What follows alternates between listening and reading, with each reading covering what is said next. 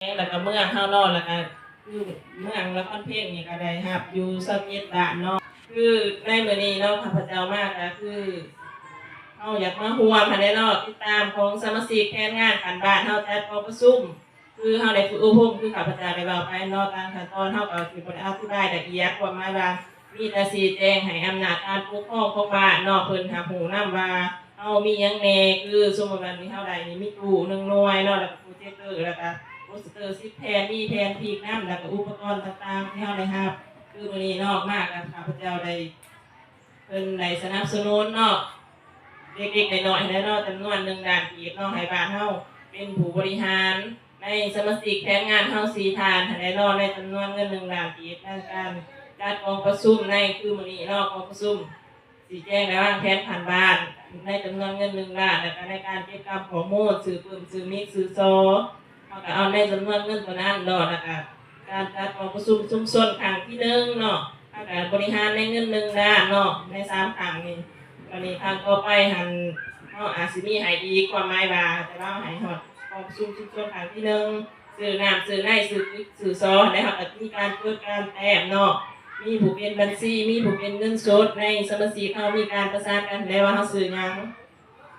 คืออำนาจการปกครองเพิ่นเขาก็จะให้แจ้งให้เพิ่นรับรู้เนาะของบ้านเฮานะเพราะว่าเฮาก็ได้อาศัยเพิ่นให้ได้เนาะสมมุติเมื่อได้การเก็บกำข้อมูลเฮาก็ได้ขอความร่วมไม้ร่วมมือนำเพิ่นนำการจัดตั้งของบ้านแล้วได้มันสิสะดวกสบายในให้การประสานงานของทีมงานเฮาเนาะแล้วก็มีการให้เพิ่นเซ็นยันยืนให้ว่าเงินจำนวนนี้แม่นบ้านเฮาได้รับรู้หันเนาะแต่ว่าเฮาหันบ่ได้มอบให้เบิดบ้านเนาะมอบให้สมาชิกแผนงานใน4ท่านเนาะเป็นผู้บริหารเพราะว่าในบรรดาท่าน4ท่านนี่เป็นผู้ดำเนินกองประชุมเนาะคือแต่ละครั้งนี่เฮาก็ได้เชิญอำนาจการปกครองเพิ่นได้เข้ามาร่วมนำรับรู้นำเนาะคือเฮาไปผู้ร่วมเพิ่นก็เอาแต่ผู้ที่เป็นสมาชิกแผนงานผ่านบ้านเนาะคือเฮามามื้อนี้เฮาก็ได้เชิญอำนาจการปกครองชี้แจงให้เพิ่นรับรู้เนาะแต่สำหรับข้าพเจ้าก็สิบ่มีหยังเนาะมีแต่ให้บรรดาท่านสืบต่อดำเนินตามตลาดกองประชุมที่เฮาได้ฝึกอบรมมาคือในกลุ่มเด่นที่1เนาะหัวสีแดงหันเนาะว่าไผเป็นผู้ขั้นตอนการจัดกองประชุมเนาะคือสมมุติว่าให้แนวร่วมเนาะแนวร่วมเป็นผู้กล่าวคำสบายดีเสนอจุดประสงค์ต่างๆแล้วเฮาก็เข้าสู่ว่าเฮาสิเปิดวิดีโอหาเรื่องเนาะหรือว่าสิอธิบายโปสเตอร์กับเฮามีการแสดงความรับผิดชอบให้กันหันเนาะคือมื้อนี้เฮาสมมุติว่าเฮามาบ่ครบเนาะก็แบ่งผู้ใดสามารถว่าเว้าได้แน่เฮาก็อยากให้ผู้นั้นคืนเนาะบัดมื้อเฮาจัดกองประชุมเนาะครั้งที่1เฮาสิได้อธิบายละเอียดเนาะคือโปสเตอร์เฮาก็ต้องได้อธิบายเพราะว่าผู้เข้าร่วมเฮาคือในกลุ่มเป้าหมายเฮาได้เข้าร่วมบ่ได้มีแต่ว่าอำนาจการปกครองคือมีพ่อแม่ประชาชนสมมุติว่าก็บ่ได้ร่วมเนาะว่าเบิดบานกันในกลุ่มเป้าหมายเฮาเนาะพ่อแม่ประชาชนที่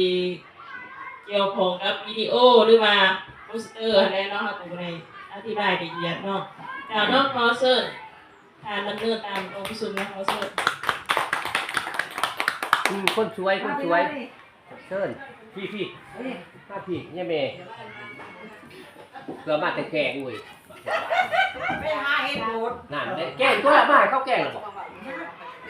มันคือบอกมาเขาแกงแหเลยมมานี่ก็มาเลยไปเอาไปก็ได้จ้ะสุดก็อาณารายงานโตเนาะคือแก้วสมกระจิตอ่างนายให้แนวโฮมบ้านเฮาก่อนอื่นก็พอเฮียนทั้งผ่านเลขานายบ้านเนาะกกส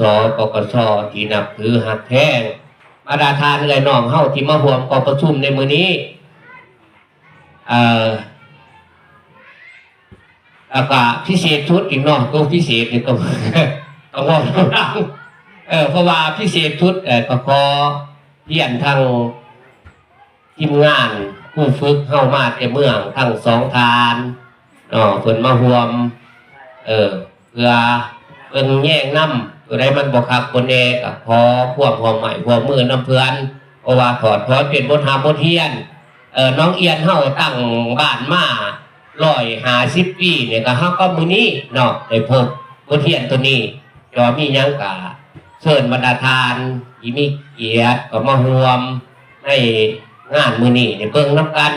ก็ได้บ่คักบ่แน่กะคนขัวนํกันเนาะขัวผู้เว้านี่ก็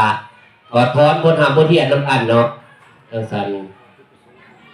จุดประสงค์ของเฮาที่ได้เปิดมื้อนี้ก็คือก็สเตอร์เวียกงานทั้งอันนี้แหละแผนงานเฮามีอยู่10แผนแล้วก็โครงการของเพิ่นเนี่ยก็ฮักลูกให้ใส่ใจเนาะนี่ท่านผู้แทนเฮาต้องอวยหน้ามาเบิ่งแผนงานที่เฮาสิได้คนครัวนำกันเนาะนี่มี10แผนเด่นหนักของมันก็อยู่ในนี้เนาะละเอียดอีกจังน้อยก็เพิ่นก็ถ่ายวิดีโอออกให้เบิ่งก็ได้บ่คักมื้อนี้ก็เชิญคนครัวนำกันท่านผู้แทนเฮาก็หน่อยเว้าได้ซ้ำนี้เด้อนอกจากนั้นก็ที่เชิญศาลทำในโรงทรัพย์เพิ่นแล้วบัดนี้เนาะโอ้ย เกี่ยวกับการจัดตั้งปฏิบัติแผนงานกับลูกใส่ใจอะไรของโครงการเพื่อบอกแก่ญาติเวลาก็เย็นเชิญหรืองานเขาเปิดขนาดวิดีโอครับ